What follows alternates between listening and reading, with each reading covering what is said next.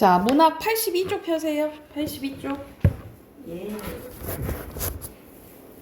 자, 여기 부분이 서술상의 특징 부분이거든요. 그래서 앞에서 서술상의 특징, 서술 방식 부분 봤었고요. 거기에 이제 적용하는 문제라고 보시면 되고, 제목이 보면 염상섭의 만세전입니다. 우리 만세 하면은 뭐가 생각이 나죠? 독립운동. 독립운동. 중에 네? 유관순? 3 3.1운동. 그렇게 나오기가 힘들어. 3에서 3.1운동이에요. 3.1운동. 이 3.1운동인데 말 그대로 배경이 일제강점기라고 생각하시면 됩니다. 그래서 주인공이 일본에 유학 갔다가 다시 이제 돌아와서 이 조선 현실을 보는 내용이 나온다라고 생각을 하시면 돼요. 자, 먼저 바로 내용 봐보면 자정이나 넘은 뒤에 차는 대전에 와서 닿았는데 김희관 같은 김태 안경 채비의 하이칼라 신사는 커다란 가죽 가방에 담요를 미끄러 메어서 옆에 놓았던 것을 앞에 앉았던 사람에게 들려가지고 내려갔다. 그러나 기생은 내리지 않는다. 얼마나 정가느냐고 소재하는 역부터러 물어보니까 30분 동안이라고 멱다른 소리를 꽤 지르고 달아났대요. 나는 이렇게 나오지, 그치? 그래서 시점은 1인칭 주인공 시점이에요. 하도 심심하게 모자를 집어쓰고 차에서 내려서 플랫폼을 어슬렁어슬렁 걸어 나갔대.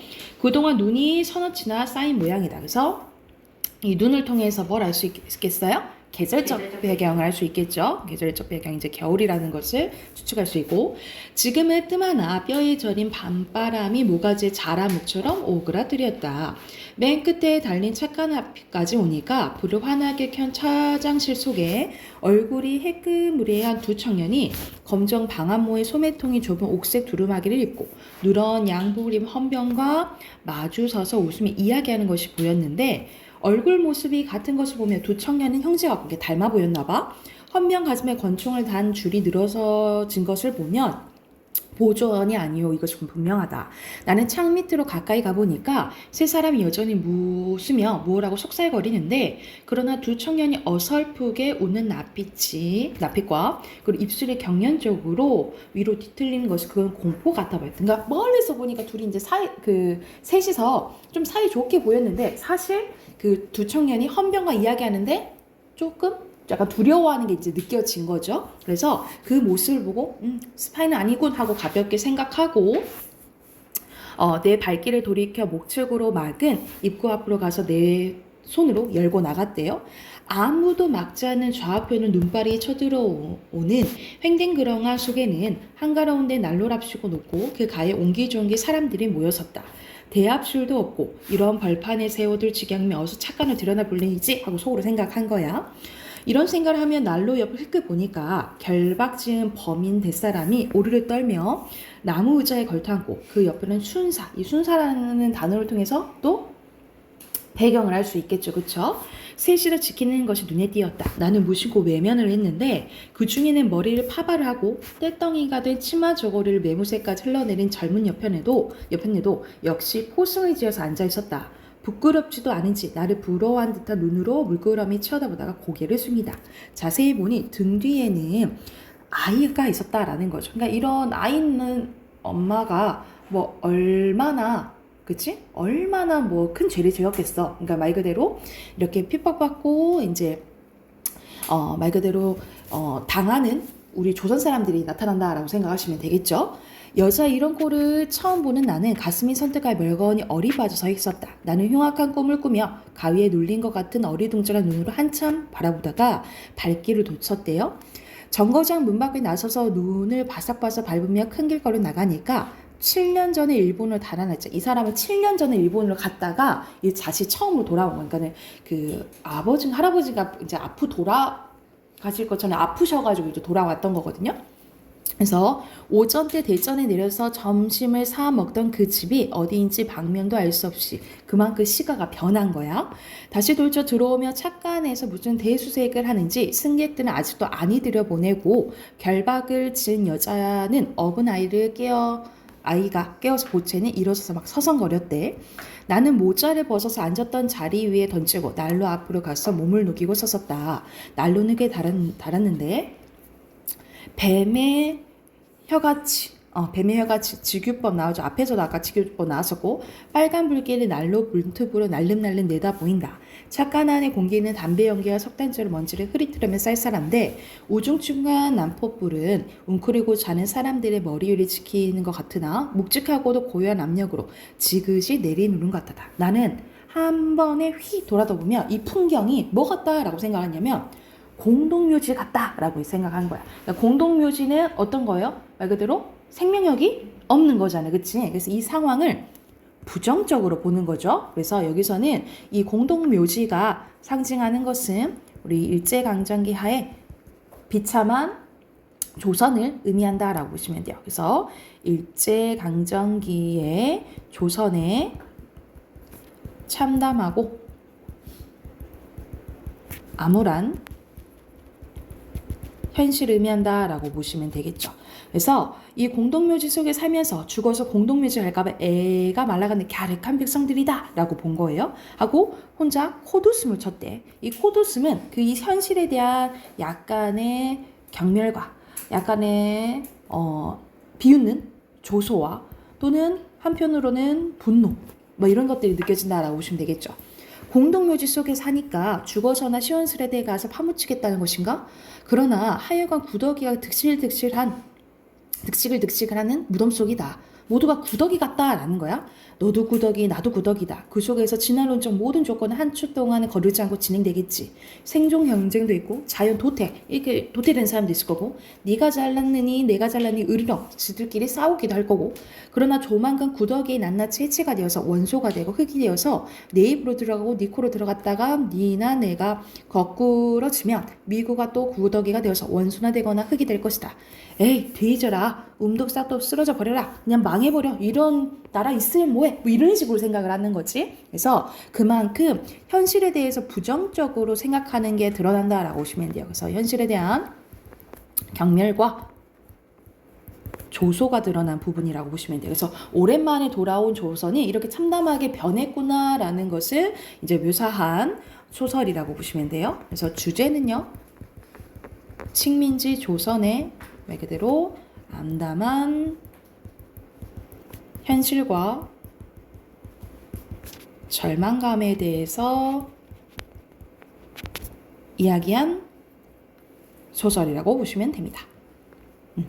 주제 쓰시고 옆에 네 문제 있잖아요. 네 문제 바로 풀어보게요.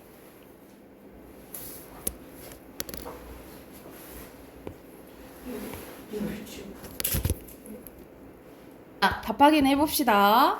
자, 1번 볼게요. 여기서는 적절한 것은 나가 막 밖에서 막 돌아다니고 있는 거지. 그 다시 잠깐 들어갔다. 그치?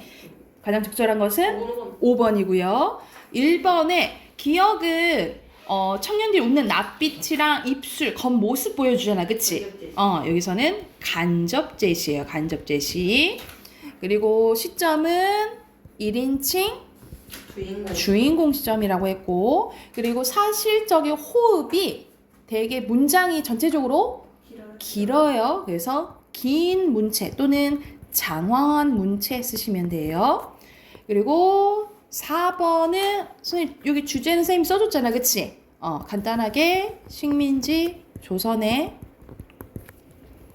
암담한 현실 쓰시면 돼요.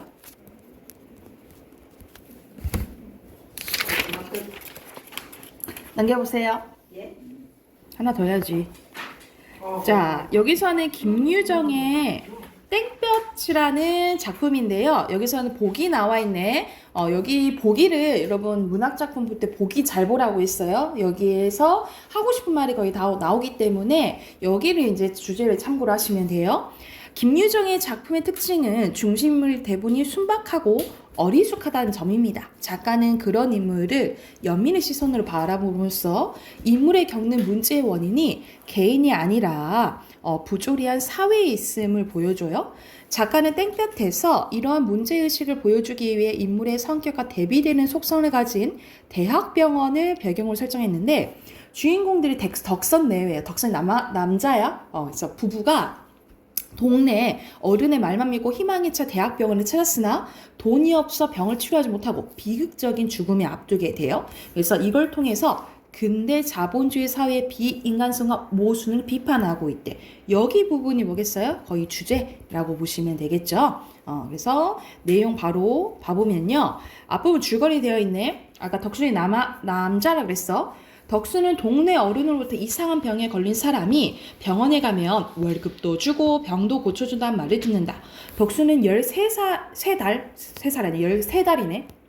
13달이 되도록 배가 불러만에 있는 아내가 이상한 병에 걸렸다고 믿고 아내를 업고 팔자 고칠 희망에 차 대학병원에 가게 돼요. 그러니까는 아마 동네 어른은 그걸 들었겠지. 예를 들어서 우리 보통 약 개발하면은 그 임상실험 같은 거 하잖아. 뭐 이런 것은 이제 주워들어서 이제 얘기를 해준 건데 이 덕수는 그 말만 이제 믿고 우리 아내가 이상한 병에 걸렸어. 우리 돈 벌 수 있어. 왜냐면 하도 이제 가난하니까 그 희망의 차가 이제 가게 된 거예요. 근데 사실 아내가 임신을 했는데 13달 동안 품고 있었다 했잖아. 사실 이렇게 애가 큰 채로 죽은 거예요.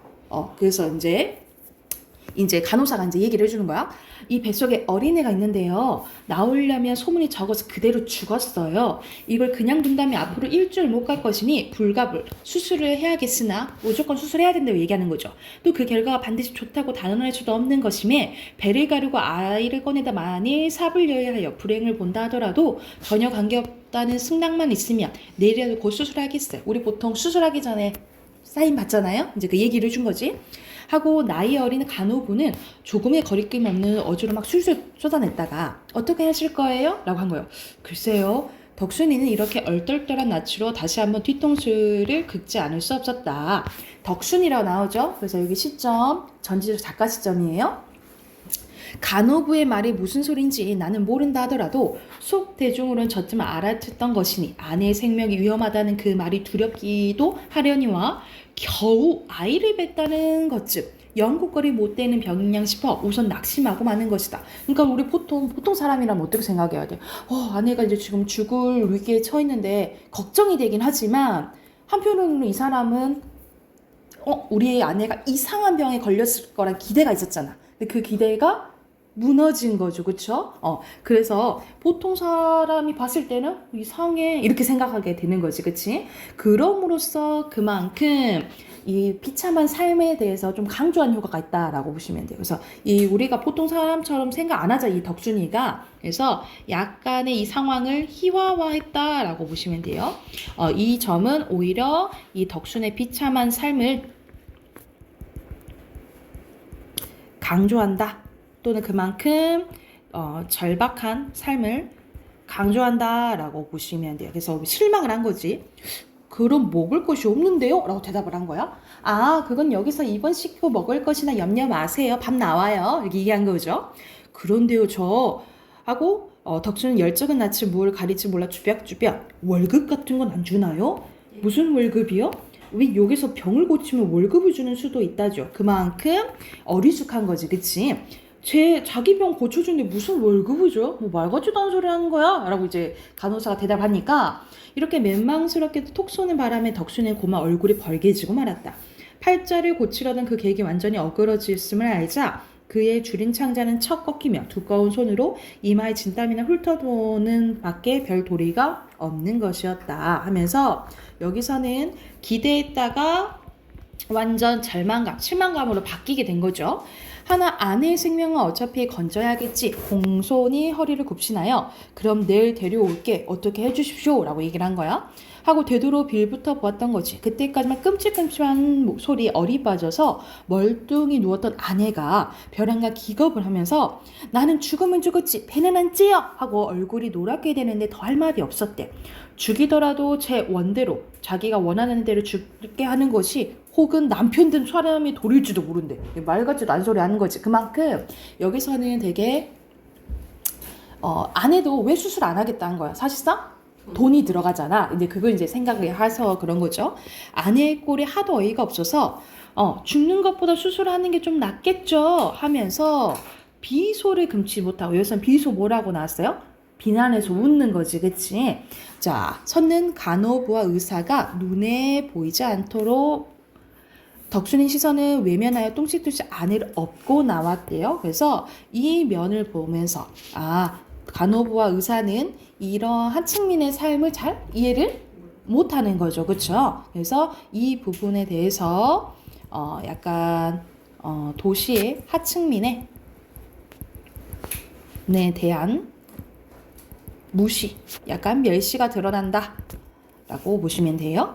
지게 위에 올려놓은 다음 엎드려 다시 지게를 지고 일어나려니까 이게 웬일인가. 아까 오던 때와는 갑절이나 무거웠대. 왜 갑절이 무겁겠어? 완전 실망감이 크니까 무겁게 느껴졌다 이 말이야. 덕수는 얼마 전에 희망에 가득 차 올라가던 길을 힘 풀린 걸음으로 터덜터덜 내려오고 있었다. 보지는 않아도 지게 위에서 소리를 주게 훌쩍훌쩍 울고 있는 아내가 눈앞에 환한 것이다.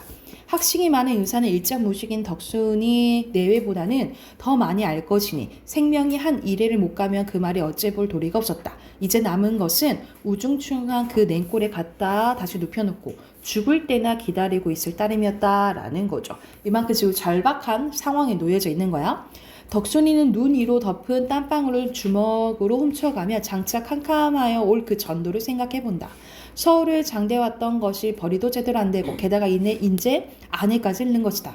지혜미부터 이놈의 팔자가 하고 탄식이 목에 넘어오다 꽉 깨문 바람에 한숨으로 터져 나온다. 한나절이 되자 더위는 하나 더 한층 무서워지는데, 그러니까 여기서 배경은 완전 더운 여름인 거죠. 그리고 제목도 뭐야? 땡볕이잖아, 그치? 그래서 땡볕이 어떤 의미를 이제 갖고 있는지, 보통 단어들이 나오면 어떤 의미를 갖고 있는지를 잘 보셔야 돼요. 덕순이는 통째 짓 무는 듯 등어리를 견디지 못하여 먼저 번 쉬어가던 나무 그늘에 지게를 벗어놓는다. 그리고 땀을 들여가며 아내를 가만히 내려다보니 그동안 고생만 시키고 변변히 먹이지 못하는 것이 갑자기 후회가 되는 거다. 그러니까 아내를 생각하는 마음은 있어요. 이럴 줄 알았다면 동네집 닭이라도 훔쳐다 먹였을 거 싶어. 울지 말어. 그것들이 뭘 하나 쟤까짓게 하고 소리를 뻑 지르고니 채미 하나 먹어볼 터야. 참이 하나 사줄까? 라고 한 거야. 채민 싫어요. 아내는 더위에 속이 탔음에도 한길 건너 저쪽에 그늘에 팔고 있는 얼음 냉수를 손으로 가리킨다. 남편이 한 푼도 보태어 담배를 사려던 그 돈으로 얼음 냉수를 한 그릇 사다가 입에 먹여주니 아내는 황송하여 한숨을 들이킨다. 한 그릇 다 먹고 나서 하나 더 사다 주랴 물었을 때 이번에 외떡이 먹고 싶다 했대. 덕수는 이것이 마지막이라는 생각으로 나머지 돈으로 외떡 3개를 사다 주고는 그대로 눈물로 씻을 줄 모르고 그걸 오직오직 깨물고 있는 아내를 잊고 바라보고 있었다라는 거죠. 그러나 아내가 무슨 생각하였는지 외떡을 입에 문지 훌쩍훌쩍 울면서 저 사촌형님께 쌀두대 꺼다 먹은 거 부디 잊지 말고 갚아요 하고 부탁할지 이것이 풀연 아내 유언이라고 생각했다는 거지. 그건 염려 마라. 그리고 임자옷은 연근 어머니더러 사정 얘기하고 좀 빨아달라고 하고 훌쩍훌쩍 울었대. 덕순이는 그 유언이 너무 처량하여 눈에 눈물이 핑 돌아가지고 지게를 도로 쥐고 일어선다.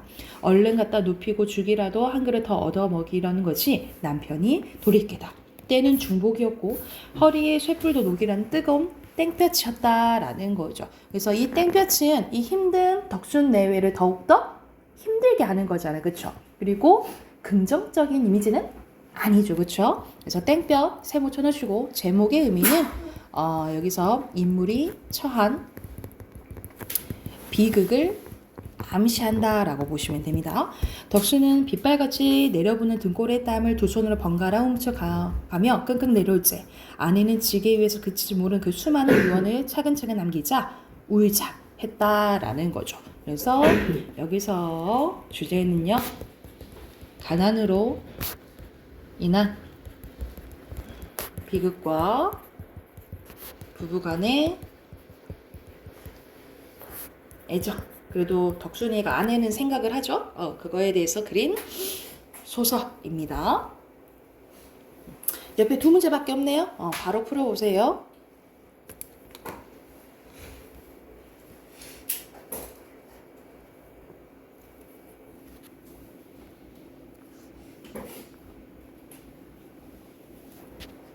자, 답 확인하고 비문하고 넘어갈게요. 5번에 여기 전체 작가 시점이라 했잖아. 근데 누구 심리가 많이 나오죠? 덕순 심리가 많이 나오지, 그치? 그래서 적절한 것은 2번이고요. 그리고 6번에 다 맞는 것 같아 보이지만 4, 5번 중 하나 아니에요? 4번. 4번 중 하나 아니에요? 맞아요. 뭐 몇 번일까요? 4번. 4번이에요. 여기서는 덕순이 월급을 받을 수 없다는 사실에 실망하는 것만큼 약간 어리숙한 모습이 보이는 거죠. 오히려 자본주의 사회의 비인간성이 나타나는 부분은 아까 간호부라 의사가 비웃는 부분 있죠. 거기서 드러난다라고 생각하시면 돼요. 그래서 여기서는 연결이 잘못됐어요. 문법. 자, 여기까지 하고 문법도 하고 비문법도 할 거야. 다 할 거야. 걱정하지 마. 아니, 문법은 할까요? 저희 시험 끝난 지 며칠 안 됐는데. 응? 문법 먼저 하자고? 아니요. 어제 다 할 거야. 이거는 없는 것 같아요. 어쩔 수 없이 문법에 이렇게 타이밍. 문법 먼저 우선 해봐. 그러면 근데요. 72쪽. 문법 이랬지. 문법. 문법 72쪽 보세요. 다음 주부터. 자, 72쪽 봐볼게요. 오늘 할 부분은 쉬운 거예요. 몇 쪽이에요? 72쪽이요. 72쪽인데 여기서는 단어 간의 의미 관계가 나오는데 여러분 우리 국어에 단어의 의미 관계는 총 5개가 있어요. 몇 개? 5개가 있는데 자, 첫 번째는 유의 관계입니다. 유의는 비슷하다 이 말이야. 그래서 말 그대로 의미가 같거나 비슷한 단어들의 관계가 나오는데 우리 국어에서는 동의 관계가 완전 똑같은 관계가 거의 없어요. 그래서 거의 이제 유의 관계인데 유의 관계는 비슷하게 쓰이긴 하지만 완전히 똑같이 쓰이는 거는 극히 드물어요. 예를 보면 공을 잡다랑 쥐다는 된다는 거지, 그치? 근데 도둑을 잡다는 되는데 도둑을 쥐다는 안 되는 거예요. 쥐다는 멱살을 쥐는 거겠죠, 그쵸? 쥐었을 수도 있죠. 근데 이 잡다랑 쥐다의 의미가 똑같진 않잖아. 그리고 자리를 잡다는 되지만 자리는 쥐다는 안 된다는 거죠. 그래서 유의어는 기본적으로 의미는 비슷하지만 가리키는 대상의 범위가 다르거나 미묘한 느낌의 차이를 보여주긴 합니다. 그래서 맥락 차이가 있다라고 보시면 되고, 그래서 문맥에 따라서 달리 쓰여야 된다라고 생각하시면 되고요. 그래서 유의어라고 해도 어느 경우에나 서로 바꿀 수 있는 것은 아니다라고 기억하시면 되겠죠. 그래서 이 부분이 유의 관계고요. 자, 두 번째입니다. 두 번째는 반의 관계예요. 반의 관계는 상반되는 거 얘기를 하는 거야. 의미가 서로 짝을 이루어 대립하는 단어들의 관계를 얘기하는데요. 우리 보통 총각이랑 처녀는 반의 관계가 성립이 돼요. 자, 근데 조건을 잘 봐야 돼. 이거 잘 봐야 돼. 여기 별표. 자, 반의어는 둘 사이에 공통적인 의미 요소가 있으면서 둘 다 똑같은 걸 갖고 있지만 꼭 한 개의 의미 요소만 달라야지 성립이 돼요. 그러니까는 총각과 처녀는 뭐만 다른 거야? 성별만 다른 거죠. 그쵸? 이런 식으로 하나만 달라야지 반의 관계가 성립된다라고 생각하시면 돼요. 예를 들어서 할아버지와 손녀는 반의 관계가 성립이 안 돼. 왜 그럴까? 뭐가 달라요? 나이도 다르고 성별. 그렇지. 성별이랑 나이가 다르잖아. 이 두 가지가 달라져 버리니까 반의 관계 성립된다 안 된다? 안 된다라고 보시면 돼요. 그리고 우리는 다이어가 많기 때문에 어떤 말이 어울려 쓰냐에 따라 단어가 달라질 수 있다라고 보시면 돼요. 그래서 이 부분 보시면 되고 반의 관계에서는 이 부분 알아두시면 돼요. 한 개의 의미 요소만 달라야 된다고. 그리고 반의어의 종류에는 왼쪽에 세 가지가 있어요.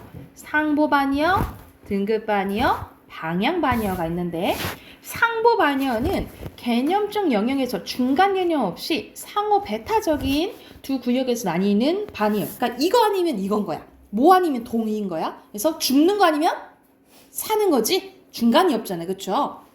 이게 상보 반의어라고 생각하시면 되고 등급 반의어는 말 그대로 정도나 등급이 있는 거예요.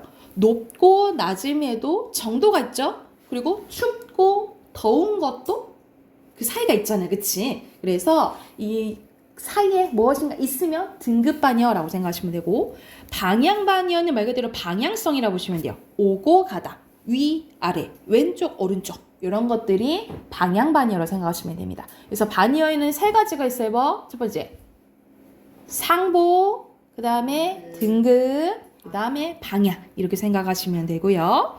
자, 세 번째로 갈게요. 세 번째는 상하 관계입니다. 상하는 포함하고 포함되는 관계라고 생각하시면 돼요. 그래서 한쪽이 의미상 다른 쪽을 포함하거나 포함되는 관계를 얘기를 하는데 자, 예를 들어서 여긴 좀 뭐 많이가 나오는데 선생님이 예를 들어서 과일로 예를 들어볼게요. 과일 중에 사과가 있고 그리고 예를 들어서 엄청 빨간 사과를 홍옥이라고 합니다. 그러면 이렇게 포함되는 게 상하 관계인데 이렇게 우선 봐볼게. 그러면 여기가 위에가 상이어가 되고 이게 하이어가 돼요. 근데 사과랑 홍옥 봐볼게. 그럴 때는 사과가 뭐가 되는 거야? 상이어가 되고 밑에 홍옥이 하이어가 되겠죠. 그쵸? 이런 식으로 상하 관계는 뭐라고 생각하시면 되냐면 무엇인가 비교하느냐에 따라 달라지는 거야. 그러니까는 비교하느냐에 따라서 사과가 하이어가 될 때도 있고 상이어가 될 때가 있잖아요. 그쵸? 그래서 상하 관계는 뭐라고 생각하시면 되냐면 상대적이다 라고 생각을 하시면 됩니다. 추가적으로 써놓을게요. 우리가 상대평가는 뭐야? 누군가 비교해서 더 낮고 높은 것을 얘기하는 거잖아. 그치? 그래서 상하 관계는 어떻다? 상대적이다 라고 기억을 해두시면 되겠죠. 자, 밑에 특징 이거 알아두셔야 돼요. 상이어일수록 일반적이고 포괄적인 의미를 지니고요. 하이어일수록 개별적이고 한정적인 의미를 지닌다 라고 생각하시면 됩니다. 따라서 상이어의 의미의 특성을 하이어가 가지는 거예요. 왜냐면 봐봐, 이 하이어는 상이어에 속해 있는 거잖아. 그치? 그러니까는 이 상이어가 갖고 있는 것이 하이어가 다 갖고 있다라고 생각하시면 돼요.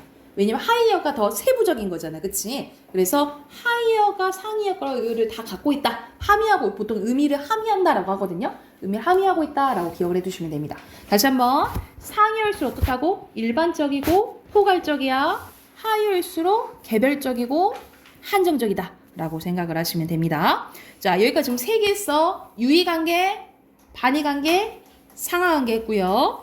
자, 밑에는 다의관계와 동의관계가 나옵니다. 우리가 다이어가 많죠? 다이어는 뭐야? 다의. 하나의 단어의 의미가 많은 걸 얘기하는 거야. 그리고 동의는 동음. 소리는 같은데 이 의미가 전혀 다른 걸 얘기하는 거죠. 그래서 여러분 우리 모의고사 때 이 문제들이 한 번씩 나와요. 어떻게 나오냐면 사전 형식으로 나와. 이런 식으로 사전 형식으로 나와요. 그래서 바꿔 쓸 수 있는지, 동음이 강인지, 다이 강인지 이걸 잘 보셔야 되는데, 자, 여러분 이렇게 다리가 하나 다리 1이 있잖아요. 다리고 1, 2, 3 이렇게 보이죠?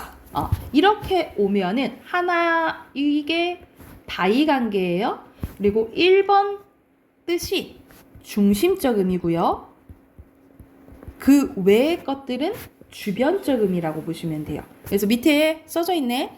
다이어의 의미는 중심적 의미와 주변적 의미로 나뉘는데, 자, 1번이 중심적 의미고 그 외의 것들은 주변적 의미라고 보시면 돼요. 그래서 우리가 보통 다리 하면 우리 신체의 다리를 의미하잖아. 그치? 근데 파생되어가지고 우리가 책상 다리라고도 하고 안경 다리라고도 하죠. 그쵸? 이런 것들이 이제 주변적 의미라고 생각을 하시면 되고, 자, 동의미 관계는 사전에 따로 수록이 됩니다. 그래서 여기서 다리 1, 다리 2, 요 관계들 있죠. 요 관계들이 동의미 관계야. 동의미 관계야. 여기가 다이 관계고 이게 동의미 관계예요. 그래서 따로 소리는 같아요. 근데 의미가 완전 다른 거야. 다리 1은 신체 다리 얘기하는 거고 다리 2는 우리가 건너는 다리 있죠. 건너는 다리 얘기를 하는 거지. 이런 식으로 나오죠. 다리 1과 2는 서로 동의미 관계고 나머지 것들은 다 다이 관계다. 이렇게 기억하시면 돼요. 이랬을까요? 그래서 한 번씩 필수적으로 나온 건 아니지만 한 번씩 이 사전 문제가 나온다. 모의고사에서 나온다. 라고 기억을 해두시면 될 것 같아요. 그럼 옆에 73쪽 바로 풀어볼까요?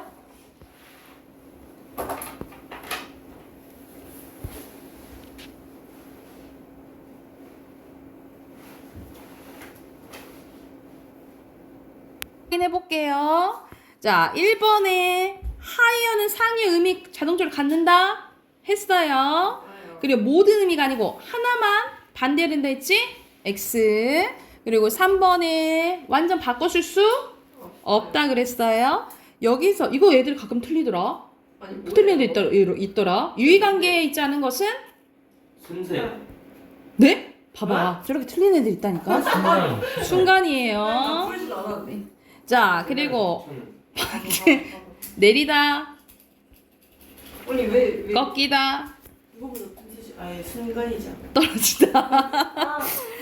이거 상이어는 알 수 있겠지. 우리는 알 수 있어. 누나. 그렇지. 쓴 건데 이게 왜 등재가 아니에요? 진짜 저 아니 그림 나 같았는데. 틀린 줄 알았는데.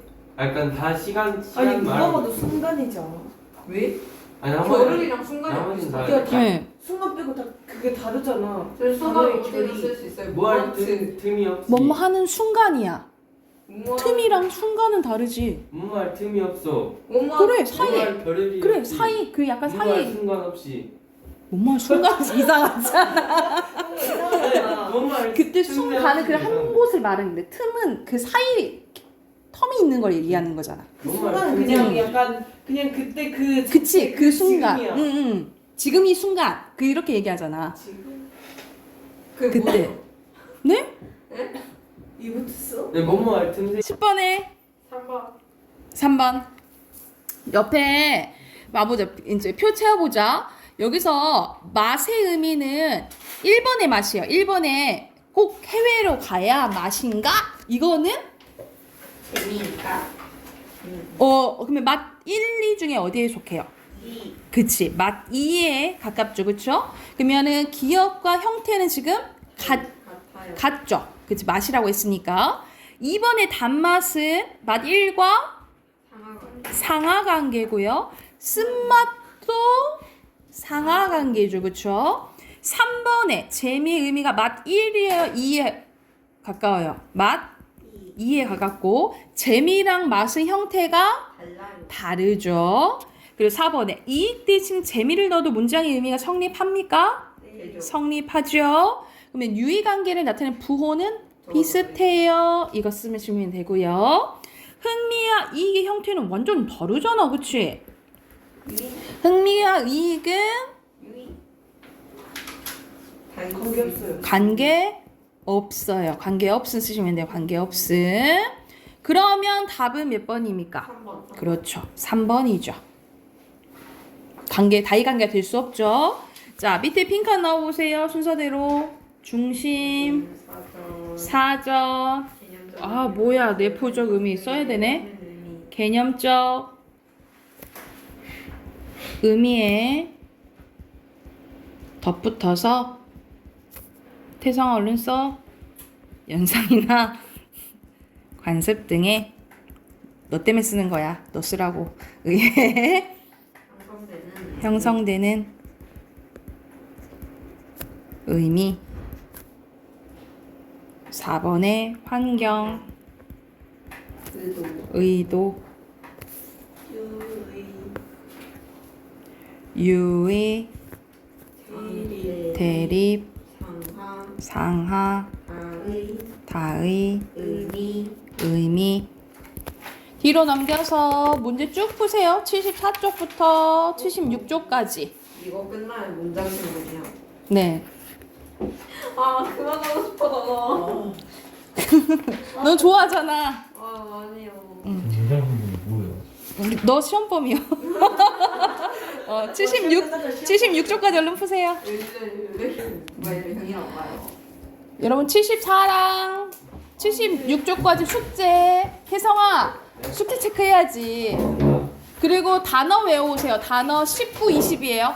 19, 20 다시 안 될까요? 많이 해오세요.